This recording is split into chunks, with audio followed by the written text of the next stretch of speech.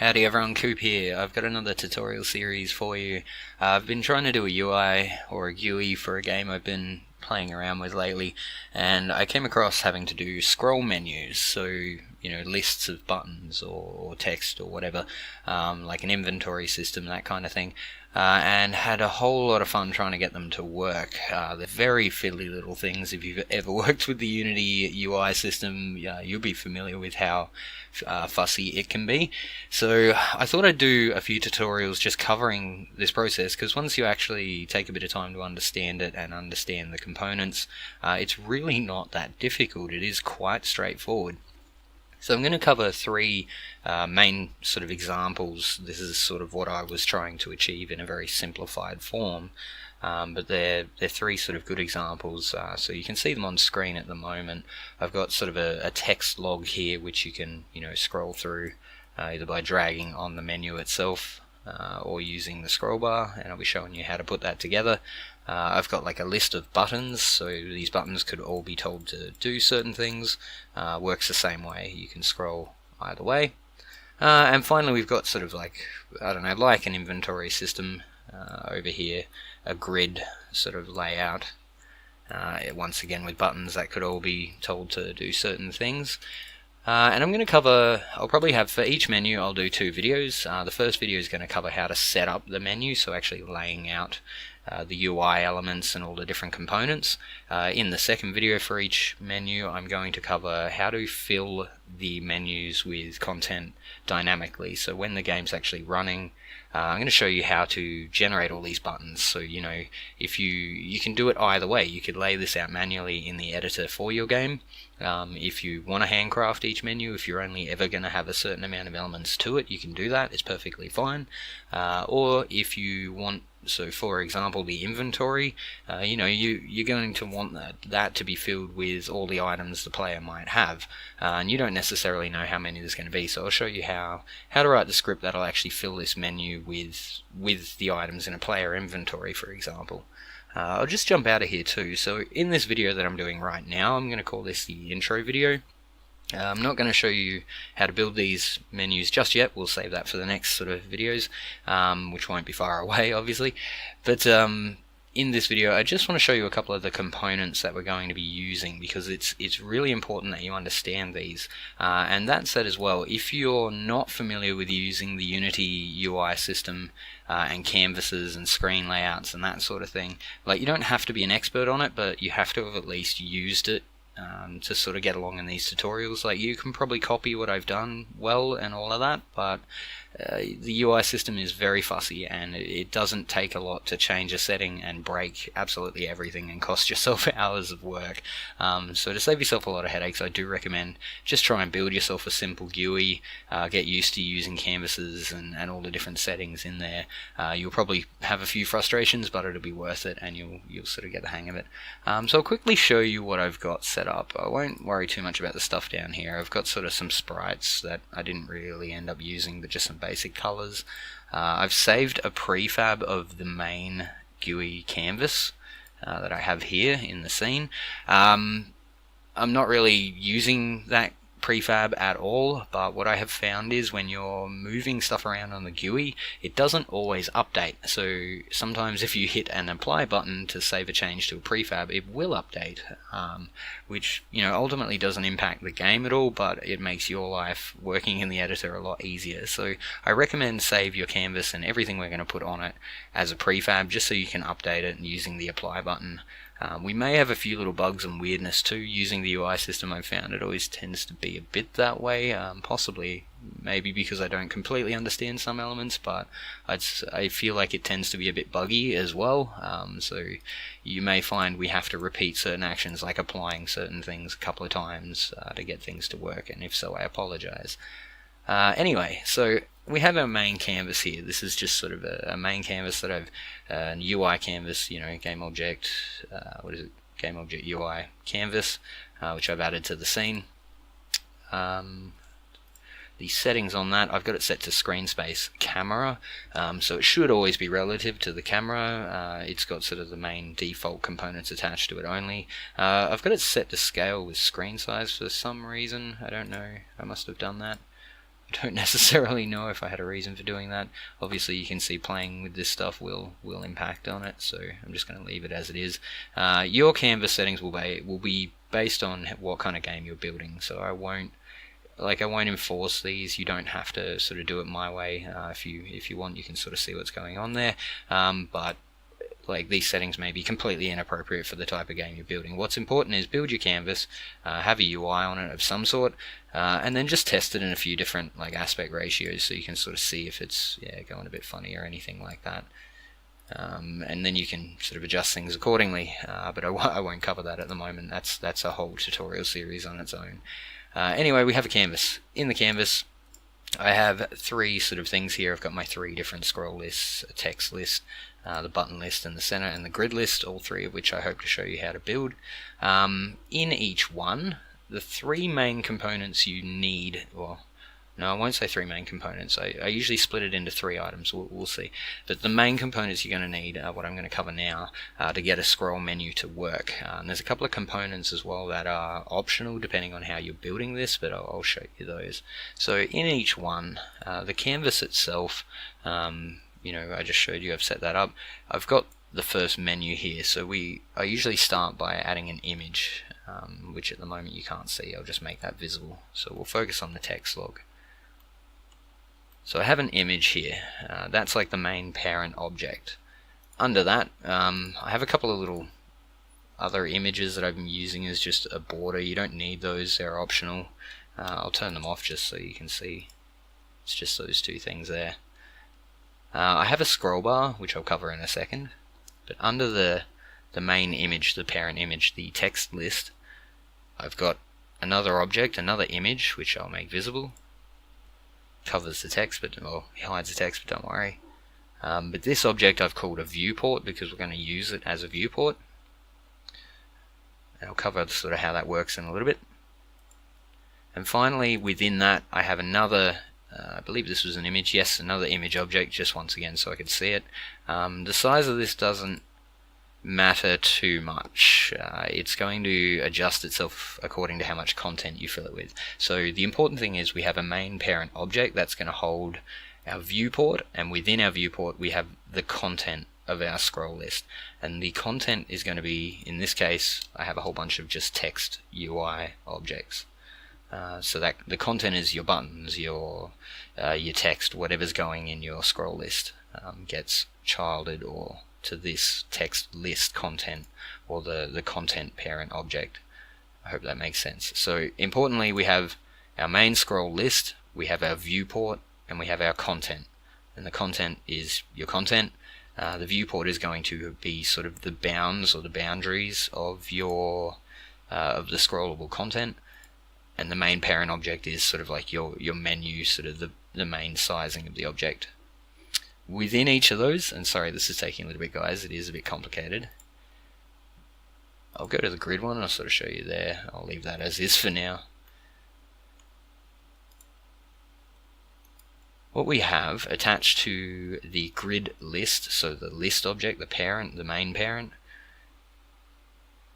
this is an important sort of component, is the ScrollRect, which you can find, just add component, scroll, and there it is, ScrollRect.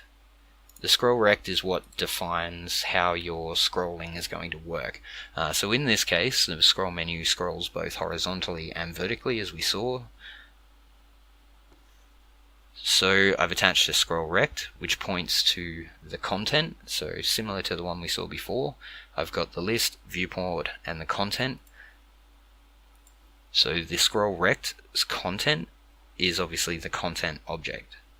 I've got it set so that it will scroll both horizontally and vertically, and the movement type is set to clamped. Clamped is generally what you'd be using. So you've got unrestricted, which I'm not sure why you use that honestly, but it exists, and it would basically let you scroll forever. So you could just scroll that menu, and if it runs out of buttons or content or whatever, well, too bad. I suppose you might use it if you were like generating stuff on the go. I don't know, but yeah, unrestricted is, as it sounds, allows you to scroll either direction in an unrestricted manner. You've got elastic, which is it will always sort of maintain a center point, and when you scroll it, I'll sort of see if I can show you. when you scroll it, it'll snap back, so it's elastic, like that. It sort of retains its main point, but yeah, it acts in a very different fashion. And finally,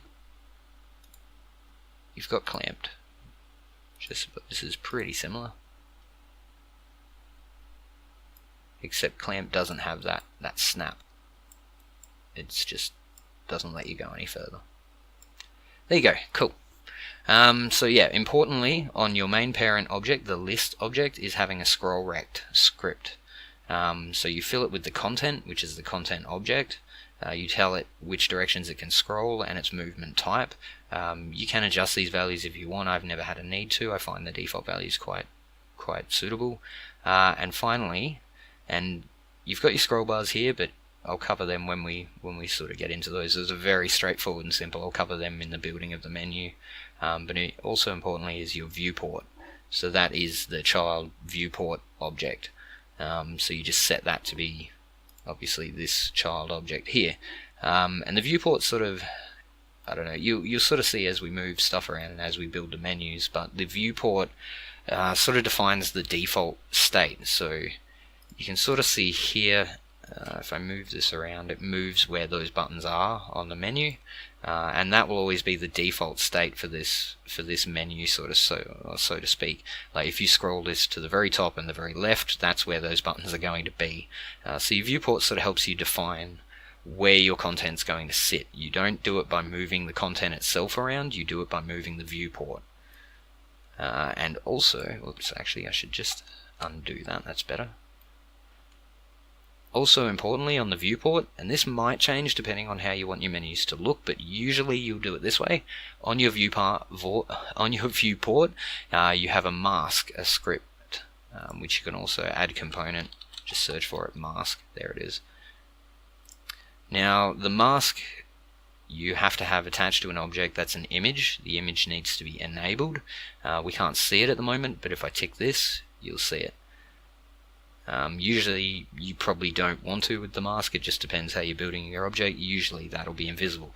What the mask will do, which you can sort of see happening down here a little bit, is it cuts off anything past that point. So it'll only display its child content will only be displayed if it falls within the mask itself.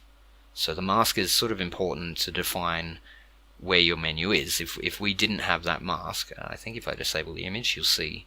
So straight away, that's the effect you're going to get. The mask cuts it off. I'll just re-enable that. So it uses the image to be able to define where that mask is. And the mask usually will sit on the viewport. Sometimes we'll have it on the list object itself. It just depends what you're trying to do. Just remember that having a mask on means any of its child objects will only be visible if they sit within the boundaries of their parent object. So if we attach it to list, anything below it needs to sit within the boundaries of list. If we attach it to viewport, it's the same. The viewport boundaries are smaller, it needs to sit within viewport. I hope that makes sense. I'll just apply those settings. Don't worry, things will jump around when you're using the UI. Also, okay, finally, and these two are optional depending on how you're building your menu. So if you're handcrafting your menu, you probably don't need these. You will find them easier to work with, especially the grid layout that I'm about to show you, just because it will automatically lay out components on your content object for you. And that's sort of good because, yeah, instead of having to drag and drop stuff around, you can just duplicate it, which I can probably show you. So I'll actually delete all these buttons. There's quite a lot of them, 79 of them. Oop, and I don't know why that's all the way over there. Okay, got that sorted. Alright, that doesn't matter. That setting was, I'll show you in a second. So, I'm just going to apply this. So we have the button sitting there. I've deleted all the buttons below the grid list content. And you'll see that if I duplicate this button, it's going to start laying itself out. So it's automatically moving across. Once it hits the maximum, it starts moving down. Boop, boop, boop, boop, boop, boop, boop, boop. That kind of thing. And the reason that's happening, why that's happening, how that's happening, is because we have a component attached to it, two components attached to it. The first one is, if I go to the actual content object itself, I'll just apply that. The first one is the grid layout group. So there's different types of layout groups. There's vertical layout groups, horizontal layout groups, and grid layout groups are the main ones that you'd use. The horizontal basically does what it says. It lays items out horizontally. It does it automatically for you. So when you're instantiating objects at runtime, so if you're filling a menu full of buttons, for example, you'd probably want one of these layout groups, because then the objects will uniformly sort of position themselves in that list, like we saw when I was duplicating that object. So I'm using a grid layout group, which does as it says. It lays things out in a group, and I've defined a few values. So the first is the cell size. It defines how big each cell is. So if I set this to 100 by 100, you see straight away the buttons are a lot bigger. I've got them set to 50 by 50, whatever. Doesn't matter, it just depends what content you're filling that with. I also have spacing, so the spacing will actually space the items apart. You can see if we drop that to 0, we sort of only get the objects sitting, touching, like their boundaries are touching. So we could also increase that a lot, or you could, you can sort of see how that works. So that doesn't adjust the size of the object, it just adjusts the space between them when they're laid out on the grid. Cool. We also have the start corner, which I'm not 100% sure what that does. It's sort of just, I think it dictates whether your items will spawn or sort of where it sits on its parent object, but usually modifying that doesn't have a great deal of effect. I suppose it just depends what you're trying to build. The start axis is important, so your start axis is when new items are added, will they start moving horizontally or will they move vertically? So in this case they move horizontally first and then vertically second, and that's because of the start axis we've defined. The child alignment is similar, so it will actually say, okay, if I spawn new objects and they don't fit in the current constraint that I've defined, where are they going to spawn? So in this case I've got it set to upper left, but what that essentially means is, so when it gets to the end of this, it goes to the upper left of the free space and continues to do its thing. You'll sort of see, it depends on the content. When we build these menus, we'll be playing with that. And finally the constraint here, I've got it set to fixed column count, but you can sort of see it's got flexible, which will basically just take the width and the height that are defined for the object and fit items within that. But these I tend to find a lot more handy, so a column and a row obviously being what they are. So fixed column count, I can say, okay, do 10 columns, so do 10 horizontally before you move on to the next one. The same goes, we could say fixed row count and do the same thing, so do 10, no, what would it be? It'd be 10 down and then move across 10 down. I've got it set to column because that's kind of, I don't know, I just wanted it to go that way. It goes across, down 1, across, down 1. But playing with that will sort of adjust how your menu lays itself out. So you'll find the values you want for what you're trying to achieve. Finally, the last component is the content size fitter. This thing is a blessing and a curse. When you don't quite understand it, it's a massive pain in the butt because it can screw with your scroll menus. But what's important is to understand that what it will do is adjust the width and the height of this object, the content object or whatever object it's attached to accommodate all the items that are fit within it.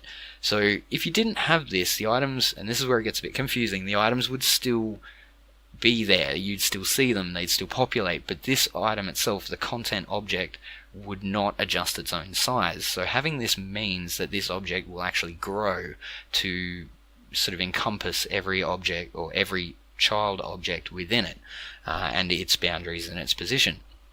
And that's important in a scroll menu because when we define the grid list, the content here in the ScrollRect, it is really important that this content menu or this content object is bigger than the viewport object at some point, because if you laid all these buttons out, but the content object was still smaller than the viewport object, it didn't grow to encompass the objects, the scrolling's not going to work, because it uses the viewport to know where the objects are, I suppose. So the content, if the content never gets bigger than the viewport, then it assumes that there's nothing to scroll. It basically says no, the content object is still within the viewport, so therefore I don't need to scroll. There's nothing to scroll to, because it doesn't care what items are in this content.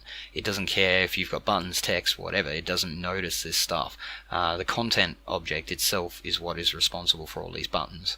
The viewport, or basically the ScrollRect, it doesn't care what objects are in content. It only cares that content is the object that it has to scroll, so it moves the content object, but only if it's actually outside the boundaries of the viewport.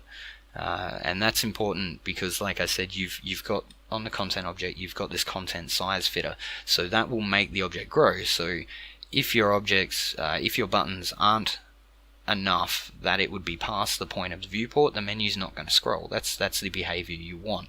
Otherwise, you'd be able to move that button around the screen and it would just look a bit weird. I don't know, maybe that's what you want. Go for gold, whatever. But normally you wouldn't do it that way. You would ensure that if these buttons go past the point of the screen, so if they go over the mask or the parent object, you want them to be able to scroll. So it's important to understand that, because when things go wrong laying out your GUI, your UI, which they will go wrong, because the UI system is so fiddly, it's important to understand how these things work and why you're using them. So I do apologize for taking so long to explain all that, but it is important. And like I said, save your canvas as a prefab, just so you can use that apply button, because you're going to move stuff around and it's not going to update, and you're going to wonder why and all of that, and occasionally just hitting that apply button is what sorts everything out. Cool, thanks guys. I'll get into the next set of videos. We're going to start covering how to build these menus. Like I said, we'll start with the text menu. Actually no, I'll start with the button list menu, I think. That seems like an easier one to go with. There's going to be a few differences. So the buttons, you want to go from the top to the bottom. The text is going to go from the bottom to the top. And there's a few subtle and lovely little differences there, plus a few gotchas that I have found that I can hopefully avoid you guys having to make, because honestly, figuring out how to do these well and get them to work the way I wanted has been an absolute nightmare. So I really hope you guys appreciate this set of tutorials, because they have driven me nearly insane.